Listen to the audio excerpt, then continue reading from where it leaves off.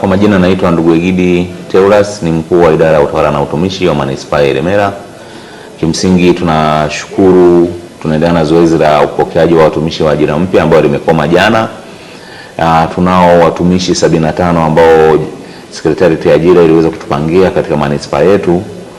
Kati ya watumishi 75 tuliwapokea, watumishi 37 wapo upande wa idara ya afya na ustawi wa jamii, watumishi 34 ni upande wa elimu sekondari, watumishi wawili ni mafundi sanifu idara ya miundombinu, pamoja na mtumishi mmoja ambaye ni mchumi, pamoja na mtumishi mmoja ambaye ni afisa ushirika. Nashukuru sana serikali kwa sababu ni kwa mara ya kwanza kabisa kupokea walimu 32 wa sayansi kwa wakati mmoja.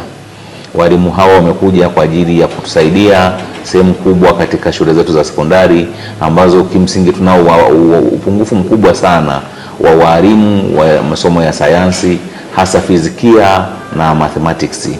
Kwa hiyo watumishi hao wamekuja kukava gap hilo. Tunashukuru sana serikali ya Jamhuri ya Muungano wa Tanzania chini ya kiongozi na mama yetu Dr. Samia Suluhu Hassan kwa kuweza kutukumbuka na kutupatia watumishi hawa. Tunao watumishi wa idara ya afya ambao wamepelekwa kwenye vituo vyetu. Kimsingi manispaa yetu tunazo hospitali na vituo vya afya, lakini tunavyo zahanati ambazo zipo kwenye kata zetu za pembezoni kidogo, ambazo kule zilikuwa zina watumishi wachache sana. Kwa hiyo watumishi wetu wa idara ya afya wameshafika kule na wapo kazini, wanaendelea na majukumu. Tunashukuru sana kwa watumishi hawa.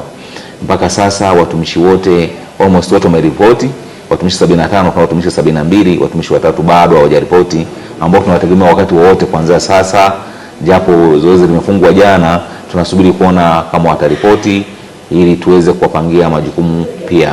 Lakini watumishi 72 wote wameripoti na wapo vituoni, na tuna uhakika mwezi huu wote wapata mishahara yao. Watumishi wanapoajiriwa kwa mara ya kwanza, vijana wengi wanakuwa wametoka vyuoni, wanakuwa hawajajua utumishi wa umma unaendaje. Kwa hiyo kama mkuu wa idara ya utumishi na utawala tayari nimeongea na mkurugenzi, tutawakutanisha vijana hawa kwa orientation katika majukumu yao wanayoyafanya, kujua misingi ya utumishi wa umma, kujua maadili ya msingi ya utumishi wa umma yakoje. Wapo ambao hawafahamu, anaweza kufika kituoni kwa sababu ameshapangiwa kituo cha kazi na anaona yuko pembeni kidogo, viongozi wake hawamuoni, akaamua kuondoka kituoni. Akaondoka kituoni akafikiri anaweza kwenda kufanya shughuli zake mwenyewe.